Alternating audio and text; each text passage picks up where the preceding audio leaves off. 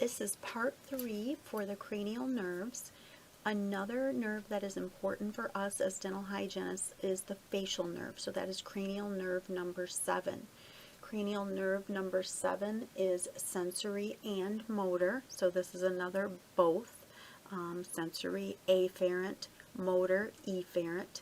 This facial nerve emerges from the brain and enters the internal acoustic meatus in the petrous part of the temporal bone, and the main trunk of the facial nerve goes through the stylomastoid foramen of the temporal bone. So it's got those two entrances or exits for the facial nerve.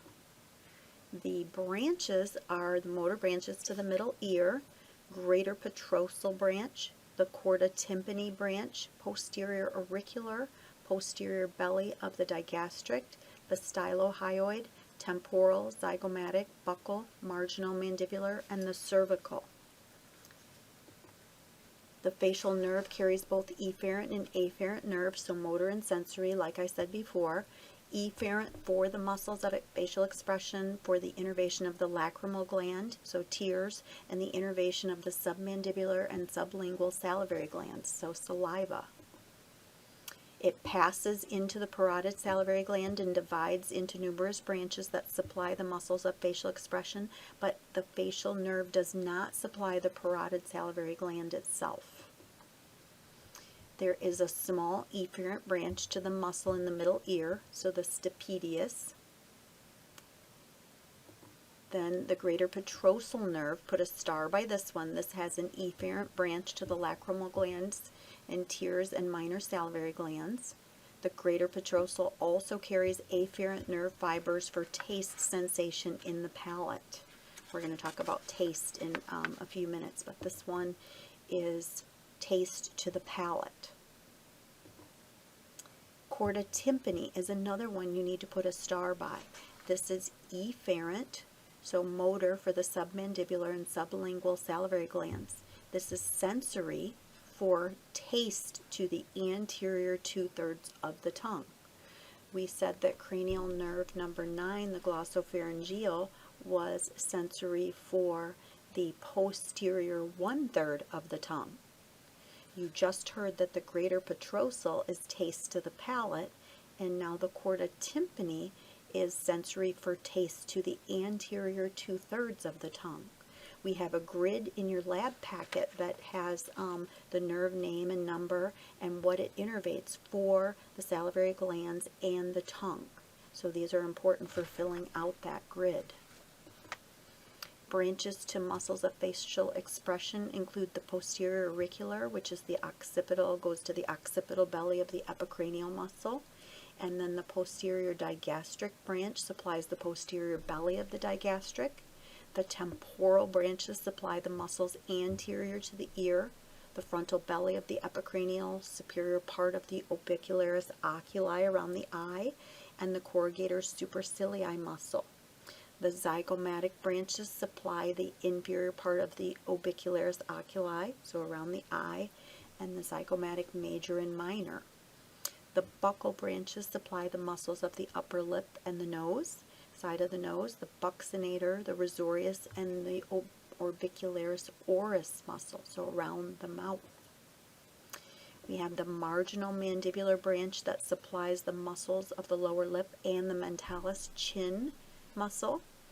And then the cervical branch runs inferior to the mandible and supplies the platysma. One thing to relate with the facial nerve is facial paralysis or Bell's palsy and Bell's palsy.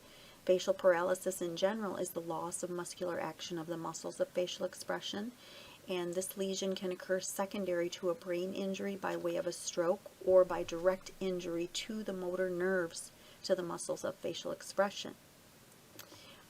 We will have a decent number of patients that come in with Bell's palsy. I've seen this several times over the years, which it involves unilateral facial paralysis with no known cause. Just that there's a loss of excitability of the involved facial nerve, so they'll be drooping on one side, and they really won't know why. There's no known cause. avoiding anesthesia of the facial nerve at its location in the parotid salivary gland is important.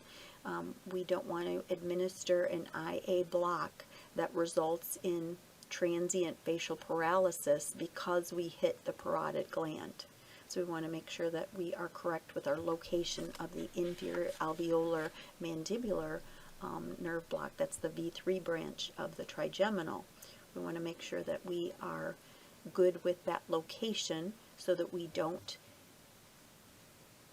inadvertently anesthetize the facial nerve and have facial paralysis. And so here's kind of a picture that would be good to label for the trigeminal and facial nerve. So trigeminal being cranial nerve number 5 and facial being cranial nerve number 7. Another that has the facial nerve here. There's the Chorda tympani branch, which is important for the submandibular and sublingual salivary glands, the tongue, and taste to the anterior 2/3 of the tongue. And then we've got the mandibular V3. So number 3 is the inferior alveolar, part of the V3. Number 4 is the lingual, part of the V3 branch of the trigeminal. And then the mylohyoid, which is, let me go back to that. Sorry about that. V3 is right here, going to the mylohyoid.